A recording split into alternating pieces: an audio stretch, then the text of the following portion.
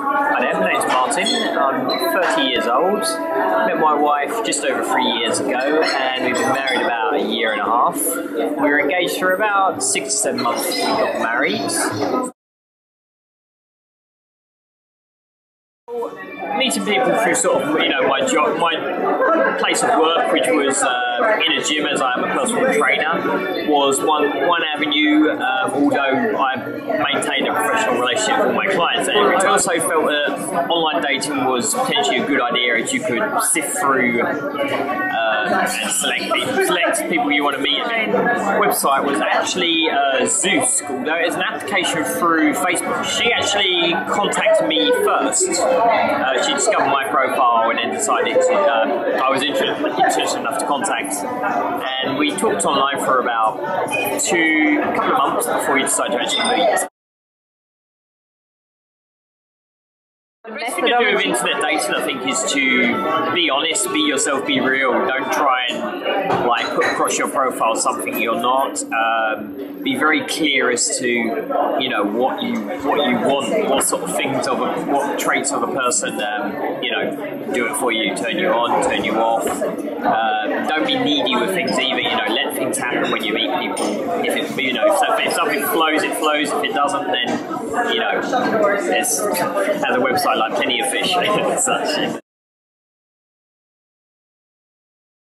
One of the most important things is, a good level of intelligence, passionate about what they're doing as well, open mind to, ideas, different concepts as well. Somebody who wants to explore, be adventurous, somebody who's, good with, doesn't have a problem with physical contact as well, tactileness. Previously, I've had some ice maidens who have been a bit cold, which, it's not been so pleasant. In regards to bits of the body that I'm attracted to, I really find eyes something I'm very, very drawn to. However, physical appearance in regards to they didn't have to be a supermodel body for me to be interested in them in the first place. Femininity is a very important trait for me as well. A woman in a dress for me is attractive, and sort of a girliness and sort of a zang about them, and I find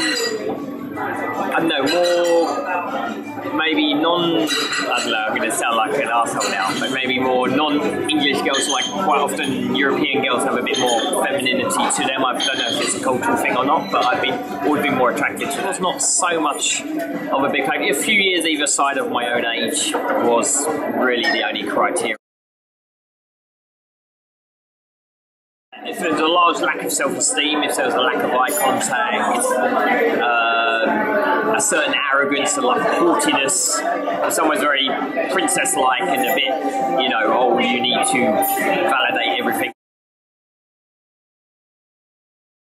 Definitely it's sort of a passion and a zang, real sort of zang for life. Something that's something we really need, her heart's sort of very strong for doing stuff and pursuing what she wants to pursue. It's quite a funny story, long story. She actually sent me a text message the night before saying, "Oh, I've got tickets for a Britney Spears concert, would you like to go?" And at the time I hadn't actually saved her number in my phone, so I was like, "Who is this?" I thought it was a random person. They said, "Oh, it's Theodora." Okay. And I was like, "Oh, why not? Free tickets, go to the O2. So we agreed to meet up the next night at Canary Wharf Station, then go to the O2.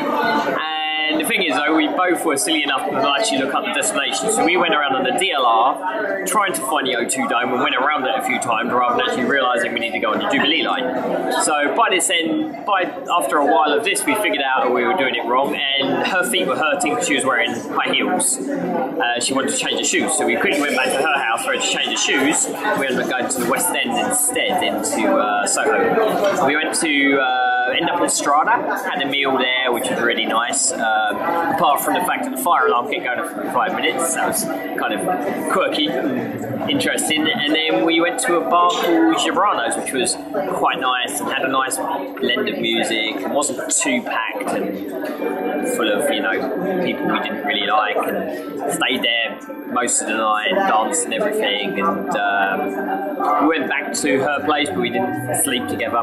We just sort of slept together, and then the next morning she made me like an omelette, which sold me pretty much. Yeah, I went to work, and we pretty much from there, like, almost sort of wasn't really apart, really. It just felt right, so we spent a lot of time together. Maybe within the first month, after 3-4 weeks, I mean, we had just such a connection in regards to our communication, and it was weird, you know. It's almost like freaky how we sort of read each other's minds, though not really knowing each other. We were seeing each other like very, very frequently, almost every evening. She was either at my apartment, or I was at her apartment, and we were, you know, watching movies in the evening and chatting a lot, getting to know more about each other. She was cooking for me, I was cooking for her. So it's difficult as that. I mean, because we spent most evenings together, it was, you know, maybe 21, 22 days together or something if it was 3 weeks. Probably just to say the connection we had and the way we just you know, like the way we view certain things were very, very similar, and you know, she had a honesty about her, which I find very important. For me, like honesty and honour and trust is a very important thing to have, you know, and if it's broken between people, then it's very difficult to re-establish. You know, energy and passion, and said like a honesty within herself. I feel good, I feel strong, you know, like strong, and like I can, you know, do anything, achieve anything. The connection in regards to, and said like the way we sometimes predict each other's thoughts, I've never had that with anyone else to that sort of degree before. You need to be in a certain place within yourself. You have to be ready and have a certain level of self-esteem and to be able to love yourself before you're ready to actually sort of meet the right person and then love someone else genuinely. And it's not just about you know, the superficial side of things and everything. So if you're, you know, you might find that you have to find do a bit of personal development on yourself and get some inner confidence, inner strength, inner love for yourself before you're genuinely ready. Because I find that I've noticed that many people try and meet them thinking, oh, I'll have inner confidence when I meet them, but I feel that you have to develop a certain amount of that to actually meet them and genuinely have a good relationship. Otherwise it can turn into an energy vampire situation where you're trying to get energy off the other person all the time and it becomes imbalanced. So you both need to have that certain amount of confidence and that relative amount of self-esteem before you're really ready to meet the right person.